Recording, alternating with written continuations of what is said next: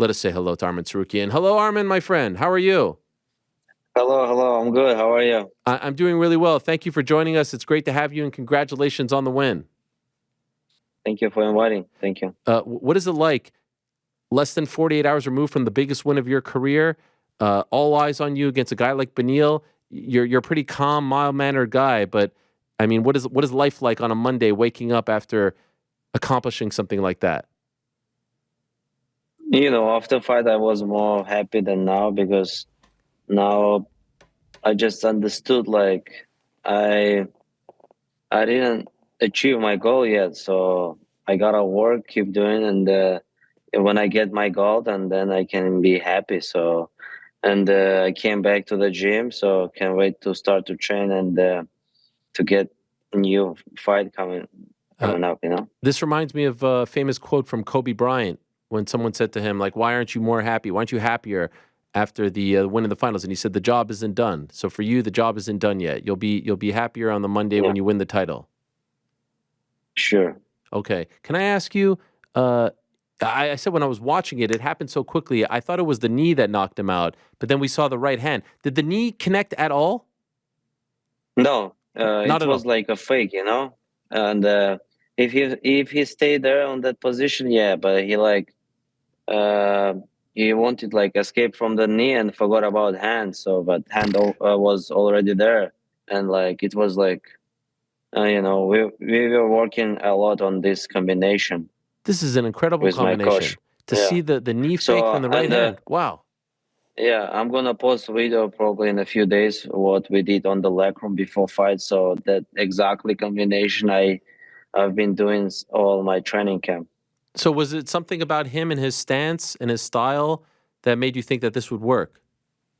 Yeah, because when you kick him, he always drop his left hand. Like when you kick him, he drop his hand. Especially when you like do like tip, he's try to move your leg, and that's why I was like after like kick or knee, you gotta throw right hand. And it was almost like we were watching like all his fights together with my coaches, and we figure out how we can knock him out, and that's why I was super confident when I went there. So and I told people I'm gonna knock him out and like to show good performance.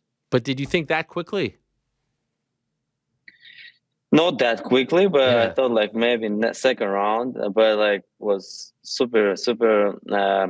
I didn't even sweat, so was crazy. It's I think it's first time in UFC like I finished in the first round. So What is that feeling like? You have such a big fight main event, you're preparing all day for several months, and you don't even break a sweat.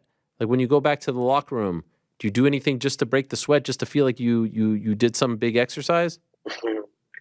no. When I came at the gym and my sparring partner say, "Man, we work so much like on your wrestling on the fan, like and you knock him out so fast. You didn't show everybody your wrestling or your striking, and like just knock him out, and that's it. You we have been working so hard for this fight, and like was super quick, and like no, we just they're just joking, but like so was super good. I'm happy. So like it was super fast, and I wanna do same thing on my next fight. I know you've been in the main event before, but this is a lot different. This was in a big arena, a lot more attention, different time, of course, from a couple of years ago. What was it like to have the whole, spotlight on you as a main event fight in a great city like Austin? When I fight with crowd, I feel better. Because when I see my people around me, flags, Armenian flags, Russian flags, it's like motivate me. And when I was on on the cage, uh, and I saw the Armenian people, like my people around me, brothers, sisters, and I said, no way someone can beat me tonight. So I'm gonna win or die. So, and like that's why I was super confident, and like I said, this is my day, and I'm gonna knock him out right now, and like jump from the cage and go to to hug my brother. So it was like exactly what I was expecting. Yeah, I was gonna just ask you, who was that you went to when you? It's my brother. It's my old brother. He came to help me. He's not fighter, but like he used to be a wrestler. So like he's my closest guy. Like I mean, like family. Hmm. I know from talking to one of your co-managers, Danny Rubenstein, that sometimes it's hard to find you a fight because a lot of fighters aren't very willing to, step in there with you. Do you think that now it's going to be even harder to find you a fight because of this performance, or is like have you reached the point now where there's nowhere to run, like people can't turn you down anymore? No, they can't run anymore. So they gotta take this fight and fight with me because tomorrow I'm gonna be ranked number 3 or 4. Hopefully it's gonna be 3. I don't want to be in number 4.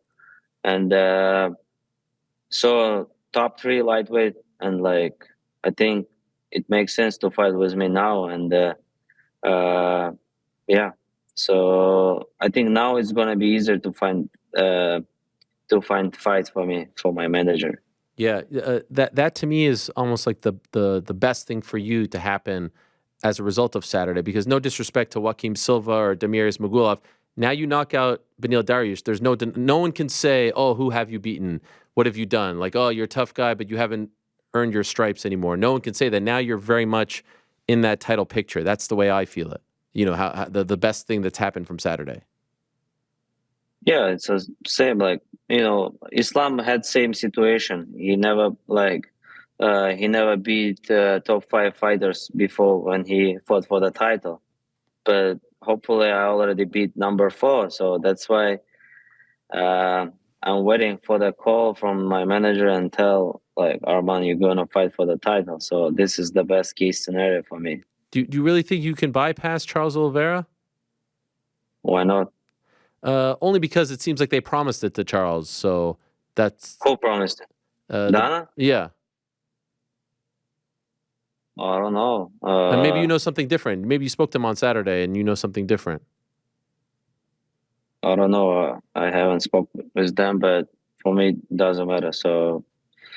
Uh, so he pulled out from the last fight, and he just beat Dariush and lost Islam. So it's like 99% he gonna lose Islam. So if they wanna see that fight, yeah, go ahead. But if they wanna see new generation, new fighter, and like they gotta put me on that fight, and I'm gonna show the world like who is the best Uh, in our division, and like I'm gonna give him the competitive fight in his life.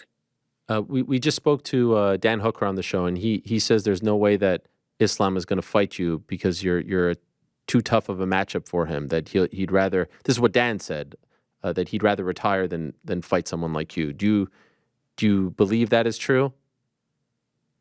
No, it's not true because Islam he is very confident, and so he's not like uh, he is a real fighter. I think like if you see gonna tell him, hey, you gotta fight with Arman, he gonna say, okay, give me Arman, doesn't matter. I'm gonna like he's confident and he feels he gonna beat everybody, and like as me too. But like different like if you're gonna say Gaethje or Poirier or Oliveira, they're gonna try to find easy fight for them. And no, Oliveira not, but like Gaethje, Poirier, yeah, they try to find like someone who is like striker, and like from top 5, and they never fought with someone from like top 10 or top 15. I know you're at American Top Team right now, and Dustin Poirier trains there as well. Would you accept the fight against him? Yes, I do, but to be honest, I don't want to fight with him because he lost last fight. It doesn't make sense to fight to him. And if I beat him, people say, oh, he just lost last fight. Like how you want to fight for the title. I need someone who like definitely after that fight I'm gonna get title fight. It's like Gaethje or Oliveira. So if Oliveira thinks he's the number 1 contender and he gotta fight, so let's fight, and like let's figure out who is number 1, and then if he wins, he can go to the title. If I win, I'll go.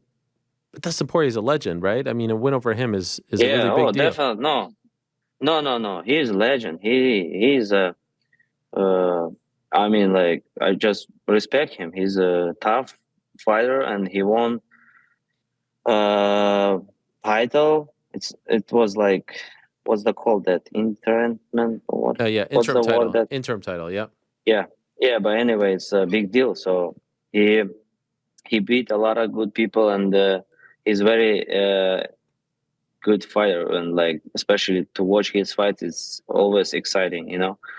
And I'm just telling like it doesn't make sense to fight him because if I win him, and people gonna say, oh, he just like lost to Gage and like, what do you want, kid? Like you gotta. But if I beat Oliveira or Gage, yeah, I'm like 99.9% I'm gonna fight for the title. How would that work in the gym with someone like Dustin? Like if you're fighting him, would you just train at different times?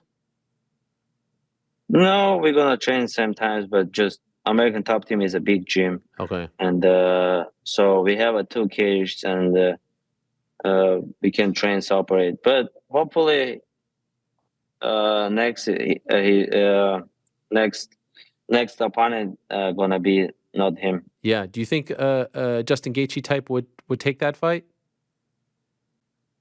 With me, Yeah. uh, he has to.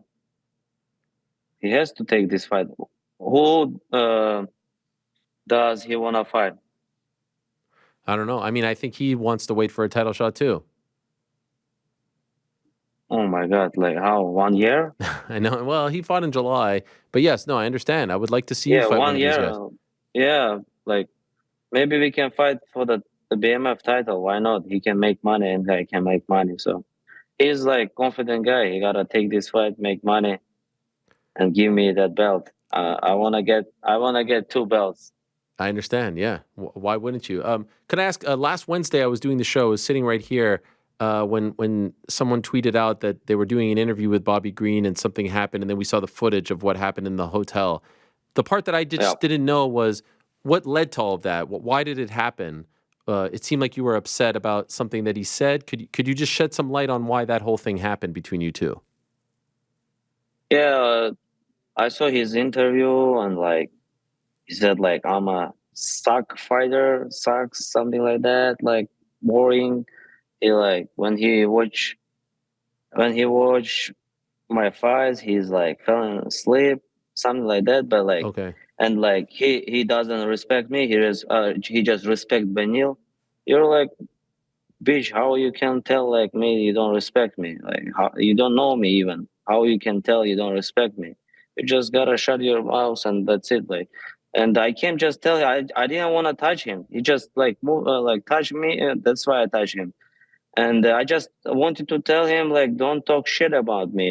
If you're gonna talk shit, we gotta like figure out that I'm not like I don't know if you know like we're a little bit different guys. We can say about like someone he's a suck and like just because of he's bad fighter. He can be bad fighter, but maybe he cannot be a suck. Hmm. So you wanted to say that to him, and then we saw everything that happened, and then Yeah, I just wanted to say him, and he said, "Get out!" and like pushed me, and I pushed him back. And okay, and then when I went to my room, two of my teammates was on the lobby, and they met each other and like pushed each other or like punched each other. I don't know. So I wasn't there when I came there. There were a lot of bodyguarders, and we couldn't like touch each other. So hopefully nothing happened serious, and hopefully I never seen him again. And yeah, if I see him, it's could be bad situation. so I was just going to ask you. So like Saturday at the arena, all that stuff, you didn't see him again. Yeah, I didn't see because the bodyguards they didn't let me go to the hotel, and I couldn't stay there last days, and because of maybe something happened. Oh, you had to move hotels. You Yeah. had to change hotels. Yeah, I was living at Airbnb. Oh, wow. Okay. Yeah, Because of what because happened? because I mean, a lot of Armenians guys were there. Like maybe it's like for safety, to be Yeah, like separate, and I think it's right because everybody came to watch fights, and can imagine if someone pull out and like show is not gonna be good. So the UFC works very well, and they tried to avoid that situation, and they did that's good. very well. That's good. Like if you would have gone downstairs, would you have would you have engaged in a fight with him before a main event for you? Say it again. Like you said, you came downstairs. Your teammates were in the lobby, and you were in the room, and then you went down to the lobby, but there were a bunch of bodyguards there. Were you going to try to? Yeah. Would you have fought him? We wanted, but bodyguard didn't let us to But you have fight. your main event. It could have Yeah, taken everything away. but when you see your like teammates there and like they're fighting, how you can stop it? You can't control yourself, especially like it's like I can't explain. If my brother there, I'm gonna die. Like I can die for my brother easy. So and I mean, yeah. So Okay. but hopefully nothing happened serious and Bobby Green he lost his fight and like he's a trash fighter. I can tell that because that's right, and that's it. Uh, I want to forget about that situation and about Bobby Green because he doesn't deserve to talk about him. Fair enough. One last one. If the UFC said, "Hey, you guys had this thing, we want to book you guys," would you accept that fight? Uh, oh my God, uh, maybe Burnacle and on Apex Okay. without crowd and without video, just like die or win, and like without referee, Oh God. like a street fight. Okay. All right. I I would like to accept that fight. I just kill them No. on that cage and that's it. Okay, that's a little too intense. Uh, Because like to fight with him, like it's disrespectful for me. Like he lost last his fight, and I don't know how he was in top 15 because he's zero. It's like easy money for me. the stoppage was too late, though. Would you agree with that? Like it went on too long. No, no, no, no, no, no. It was the referee let them punch more. Ah, come He on. should stop. He should stop maybe 5 more minutes. Oh my Let gosh, him be like. it was horrible.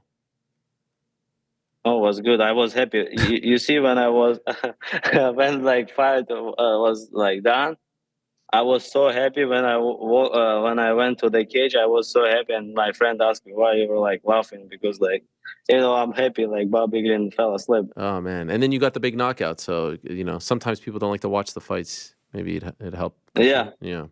Uh, I mean, like fighters, we are fighters. We are like with different. We have like different mind. We're like killers. So we're a little bit different. no, I understand. 100%. Can I ask, in a perfect world, because such a short fight, 64 seconds, when would you like to return? Uh, I would like to fight in UFC 300 because I think it's gonna be the biggest card in the world, and I mean in biggest card in that year or like in the past 5 years, and it's kind of dream because when I was young, uh, I just had maybe a couple fights, and I was watching Gegard Mousasi because he's also Armenian, and he was fighting on UFC 200, and the canvas was yellow or Yeah. something like that, and I said, "Oh my God, so cool!" And can imagine if I'm gonna fight UFC 300 and UFC 400 because I'm young. Yeah. I'm just like became 27 years old, and I can fight in 300 and 400 and maybe 450. Golly. Do you have any kind of relationship with Gegard? One of my favorite people in MMA Yeah, history. You have a relationship with him? Yeah. I don't know him personally, but we always chat like and like to say good words and like to support each. We support each other, and yeah, he's very human. And two of the my favorite fighters was Gegard and Beneil Dariush when I was young. I mean, like Really? because they're very. They don't like talk shit a lot. They fight good, and very interesting to watch their fights. Wow. And now you just beat one of them. Yeah, but it's my job. Yeah, no, circle of life. By the way, how did you end up in Florida at Top Team? Uh, From Armenia? Were you living in Armenia or Russia? no, I'm living in Russia. Okay. I'm living in Russia. Yeah. I came here when I signed contract with UFC after Islam Makhachev fight. Yeah, so I come often to Miami, and maybe in the future I'm gonna move here. We'll see. Okay, so you live in Russia and you just come to train. Yeah. I live in Russia. I come train here and then go to Russia back. So I like Russia. I like live there because people can't talk shit about you and don't get punched from you. Oh gosh. Wow. In America, same thing happens, no? I mean, there's Yeah, some but people. like people are afraid to fight on the street, not in like Russia. Okay, fair. Do you get a lot of love from Armenia? Like back home, are they covering you? Are they showing you a lot of love? Of course, yeah, they support very well. I love it. I'm sorry, No problem. just a second. Uh, yeah, they support me very well, Armenian people, because I'm Armenian. I speak Armenian, and yeah. But I was born in Georgia. All my relatives live in Georgia, so Oh, my wow. parents speak Georgian too. So it's kind of, you know. So you have Armenia, Georgia, Uh, and Russia. so I was born in Georgia, but I'm Armenian. We speak Armenian, but my mom and dad speak Georgian also. We moved to Russia when I was 2 years old, and like I live all my life in Russia. So. Wow. So which one, which flag do you feel like best represents you? Russia? Uh, no, Armenian because like I'm Armenian like Gotcha. 100%. But I live Russia. I'm saying everybody, I'm a Russian fighter. Yeah. I'm a Russian fighter, but represent Armenia. Okay. And Georgia too? I just tell people I was born in Georgia. Like I go like 2 times a year because my relatives live there still. Okay. What do you think this time next year, end of 2024? Where's Arman Tsarukyan? Where are you at in your career? 2024, December I'm gonna have a 2024. belt. Oh wow. December 2024, I'm gonna have a BMF belt and the UFC belt. Wow. So you think your next fight is Justin Gaethje, and then you fight Islam and you beat him by this time next year. What a year that would be for you. It's gonna be the best year. This Wow. year was good too. It's a great year. Yeah. But that's a big Yeah, time. That's being two belt holders, two belts to hold both yeah. of them. Why That's not? We gotta think about the best case scenario, right? sure. No, 100%. Yeah, if you're gonna think, oh, I just wanna win one fight, you're gonna win one fight, and that's it. Sure. Okay. You gotta like achieve the maximum what you want. And who has improved more in your opinion since your debut against Islam? You or him? Me, because I'm younger and I have more time to improve myself more because like I just got 27 years old. I have 3-4 years more to get to that prime. Hmm. And like so he's now 31 years old or 32. And like when I'm gonna be 31 or 32, I think my skills gonna be like better than him. What was the biggest lesson that you learned from that fight? 2019, you're making your debut short notice against Islam Makhachev. What did you learn from that? Uh, Oh, I think you got a call and unfortunately hung up. What is going on? What is this? Oh, we had the Misha doll right over there. There she was. Um, let's just reconnect very quickly. I think that was like my last question. Why does that always seem to happen?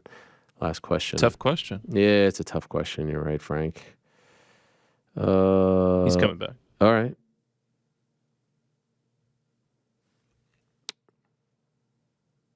We're going to reconnect with him in a moment. Here we go. Oh, there he is. Hey. No. Do we have him? Should work. Yeah, I'm here. I'm here. Oh, yes. I was just asking, what was the biggest lesson that you learned from that debut against Islam back in 2019? Don't take short notice. Oh, do you regret that? You regret it? No, but for that time was good because it was chance to get in UFC. That's why. But like, if you wanted to ask me, if you asked me before, maybe I should wait and like do a couple more fights and like sign with UFC, and like get fight before 2 months and like get ready very well. Right. Do you think if you would have had, even though you were younger, do you think if you would have had a full training camp, that fight, you win it? I think so, yeah. I love it. That's great confidence. Thank you so much. You gotta be confident. Yeah, of course. Why? Yeah. Thank you so much. Okay. Well, Arman, congratulations on the win. Incredible stuff, and looking forward to a big year for you in 2024. Good luck to you. Let's go. Let's talk 2024 and the end of year. Okay, we will. We'll see if it came true. BMF and title. I look forward to it. Let's go. Bye. All right, bye-bye. There he is, Arman Tsarukyan. That is a star in the making right there in the lightweight division. Thanks for watching. We appreciate it very much. Hey, if you like this video, give us the old thumbs up. Subscribe as well. You could get many more of these videos on the channel, so please do that. We would love you forever if you did so.